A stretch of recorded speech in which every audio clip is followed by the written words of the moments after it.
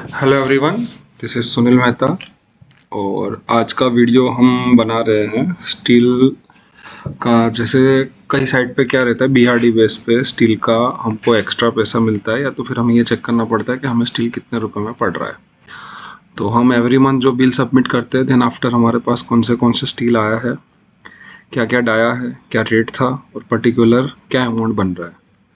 तो जैसे हमारे वहाँ ऐसा कॉन्ट्रैक्ट्स में कई जगह दिए हुआ होता है कि भाई पर्टिकुलर आपका स्टील का बेसिक रेट रहेगा 54,000 या 58,000।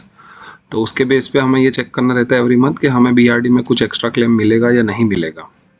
तो as a billing manager, as a billing engineer, हमारा सबसे ज़्यादा फोकस यही रहता है कि हम एक्स्ट्रा पैसा कहाँ से अर्न कर सकते हैं as compare to as a contractor firm में। अगर आप कोई कॉन्ट्रैक्टर फर्म में हो तो आपका मेन फोकस यही रहेगा कि आप जहाँ से भी अच्छा पैसा बना सकते हो तो उसको आप रिकॉर्ड करिए, उसको मेंटेन करना सीखिए। तो पर्टिकुलर मेरे पास एक साइट का एग्जांपल है मेरे पास खुद का, तो मैं वो आज शेयर कर रहा हूँ कि हम लोग स्टील को कैसे मेंटेन करते हैं एवरी मंथ।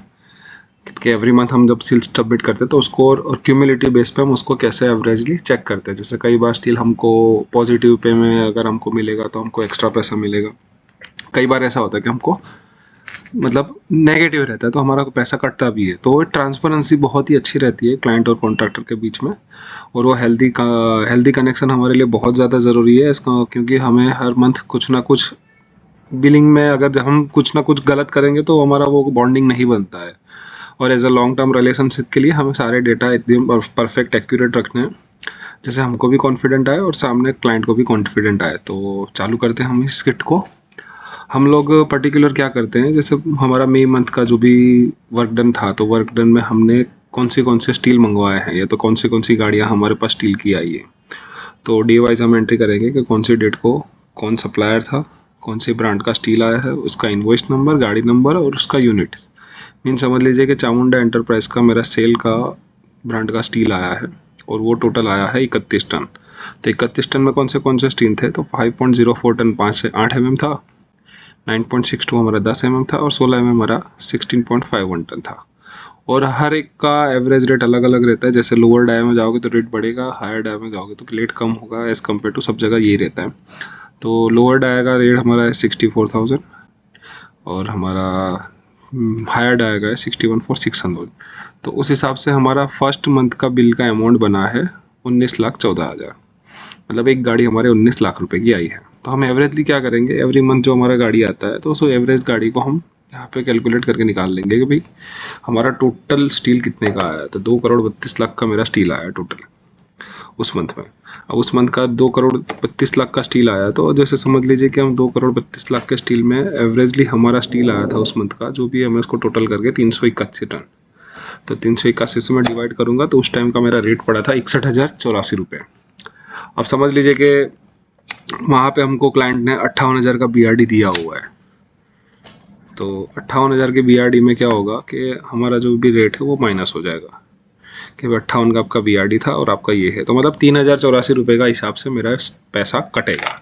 तो कितने पे कटेगा, 3,084 इंटू जितना मेरे पास स्टील आया है उतना। तो मतलब 11 लाख रुपए इस मंथ मेरा पैसा कटेगा। क्यों? क्योंकि उसने बीआरडी जो दिया था, मतलब ना बीआरडी प्लस था, मतलब सॉरी पॉजिटिव आएगा, मतलब 11 लाख रुपए में उससे एक्स्ट्रा क्लेम करूंगा। क्योंकि बीआरडी में मेरा मतलब 58,000 रुपये था और 61 लाख रुपए मेरा 61,000 के हिसाब से मेरा स्टील आया। तो टोटल 3,000 रुपये का डिफरेंस है। तो 3,000 के हिसाब से मुझे उस स्टील का 11 लाख रुपए अलग से पैसा मिलेगा। तो ये एवरेजली हर मंथ चेक करना रहता है और क्यूमुलेटिव बेस पे भी चेक करना रहता है। सपोज लीजिए कि आप नेक्स्ट मंथ के लिए जाओगे तो नेक्स्ट मंथ के लिए आपको ये दोनों अमाउंट प्लस करना है और ये दोनों क्वांटिटी से डिवाइड करना है। तो ये मेरी साइट पूरी ख़त्म हो चुकी थी, तो मैं पूरी साइट का डेटा दिखा देता हूँ जब हम फाइनल रिको करते हैं। और फाइनल रिको बहुत ज़्यादा ज़रूरी होता है। जब भी आप कोई भी फाइनल बिल रखोगे तो आपको हर एक डेटा देना पड़ता है या हर एक डेटा मेंटेन करना पड़ता है। तो आप जितना अच्छा डेटा मेंटेन करोगे उतना अच्छा रहेगा। जैसे मेरे पूरे 3 साल का डेटा है, तो 3 साल का टोटल मेरे पास डेटा आया था, 24 करोड़ का स्टील आया था और मेरी साइट पे स्टील आया था 4,179 टन। डायावास भी मेरे पास स्टील है, तो मेरे को एवरेजली पड़ा था 58,533 रुपये के हिसाब से। तो अब जब फाइनली हम चेक करेंगे तो 58,000 का अगर समझ लीजिए मुझे रेट दिया था कि बीआरडी आपका 58,000 का है, तो मेरे को एवरेज 58,300 माइनस दिस, मतलब 533 रुपये मेरे को एक्स्ट्रा मिलेगा as compare to this deal. अब हर एक जगह पे अलग अलग क्लोज रहेगा। जैसे क्या रहेगा, क्लाइंट की रिक्वायरमेंट रहती है हर जगह अलग अलग, कि भाई समझ लीजिए कि भाई हमको आप जितना एग्जीक्यूट हुआ है उतने का ही BRD दीजिए, या तो फिर आपका जितना काम ख़त्म हो चुका है उस हिसाब से ही मैं आपको पैसा दूंगा। मतलब जितना वो लोग सर्टिफाइड करेंगे उसी के बेस पे हमको BRD का पैसा मिलता है। तो ये कॉन्ट्रैक्ट टू कॉन्ट्रैक्ट वेरी करता है, बट पर्टिकुलर सिस्टम यही रहता है कि भाई हमें डेटा कैसे मेंटेन करना है। तो ये डेटा मेंटेन की पूरी सीट है कि भाई हम कैसे डेटा मेंटेन करते हैं। तो ये डेटा मेंटेनेंस के लिए आपको सबसे पहले डेटा यही चाहिए कि भाई आपके पास जो भी स्टोर कीपर है, स्टोर इंचार्ज के पास से आपको ये डेटा मिल जाएगा। बिल इनवॉइस में से आपको क्वांटिटी मिल जाएगी, देन आफ्टर उसका रेट मिल जाएगा और आपको अमाउंट मिल जाएगी। तो ये बहुत ही ज़रूरी है। अगर आप स्टील रिकन्सिलेशन करते करते ही है, तब हमको ये भी चेक करना होता है कि भाई 5 टन स्टील आया तो इसका रोलिंग मार्जिन कितना है। तो हर एक बैच का हमको रोलिंग मार्जिन चेक करना रहता है।